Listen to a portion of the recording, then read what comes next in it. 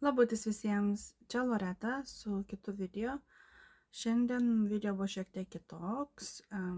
Jie mane pakvietė pasišnekėti bendrai apie Lietuvos padėtį. Jie nori pranešti žinutę, aš nežinau kokią žinutę, bet aš suprantu, kad tai kažkas, kas bus susiję su Lietuva. Visų pirma, tai aš girdžiu žodį deadline. Angliškai, lietuviškai vertimas, tai yra terminas, kažkokio termino. Aš suprantu, kad kažkas, kas dabar vyksta politikoje ar tų ten valdžioje esančių žmonių, tai kiek man aukštesnės jėgos šneka dabar, kad jie turi kažkokį deadline. Negali praeiti to termino, jie kažką turi atlikti iki to termino.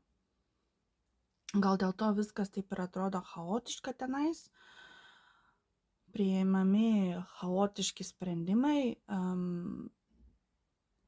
nežinau, kiek yra naudingi Lietuvai, kiek yra naudingi mums, bet jie man vis galvoj kartuoja terminas. Paskui jie man, kai aš paklausiu, ką omeny turi atsakydami terminas, jie sako, tada mane kartuoja Kathmandu. Kathmandu yra Nepalo sostinė ir visai neseniai aš žinau, kad ten įvyko kažkoks revoliucija, dar kažkas ten nuvertė valdžią, kažkas panašiai. Aš nežinau, ar tai susiję, kad ir pas mus tai gali pasikartoti, va taip, kaip jie dabar man šneka. Kad skaitos, aš taip suprantu, kad jeigu jie netliks kažkokio veiksmo, nes jie ar jie turi nubalsuoti kažką, ar jie turi kažką, aš nežinau, aš tikrai nežinau, vienu žodžiu, jie man tik taip sako, jie daro sprendimus, kad paslėptų kažkokią, jie turi labai didelę paslaptį, kad jeigu mes, Lietuvos žmonės, sužinosim tą paslaptį, jeigu jie nesugebės jos užslėpti, tai jie man vėl dabar sako, bus kaip Kathmandu. Jie man taip kartoja. Jie sako, gali būti tik tai kaip, dar sako, jie yra kaip tiksinti bomba. Tai yra kaip tiksinti bomba. Ir jie visi tai žino. Ir jie desperatiškai tai bando suvaldyti. Bet kiek aš suprantu, aukštesnėsios jėgos jau nebeleidžia jiems valdyti tos situacijos. Jiems kiša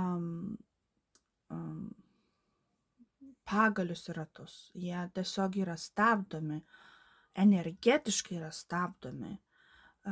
Jie gal mėgina daryti tokius sprendimus, mėgina dar kažką ten paslėpti, ar daro tokius veiksmus, bet jie tiesiog yra energetiškai blokuojami, nes jie jau nebegali suvaldyti šitos situacijos. Ką darom?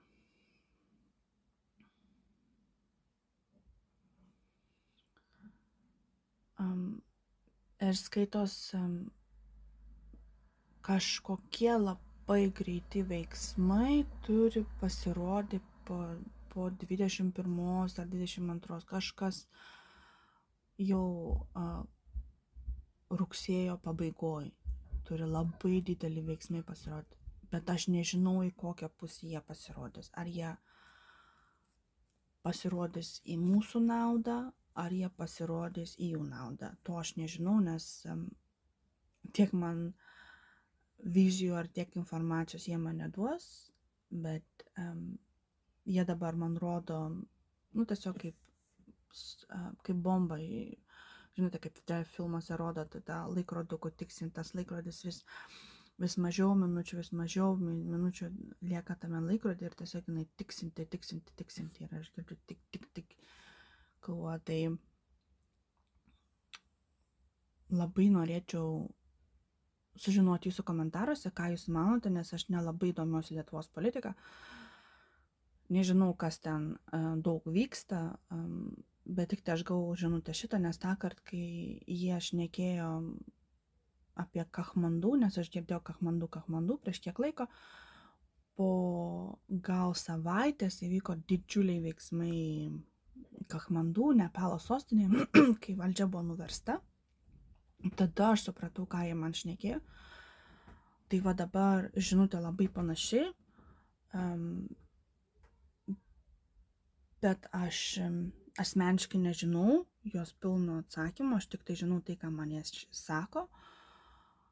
Ir mums visiems reikės tai tiesiog sulaukti ir pamatyti, kas vyks. Iki kito karto.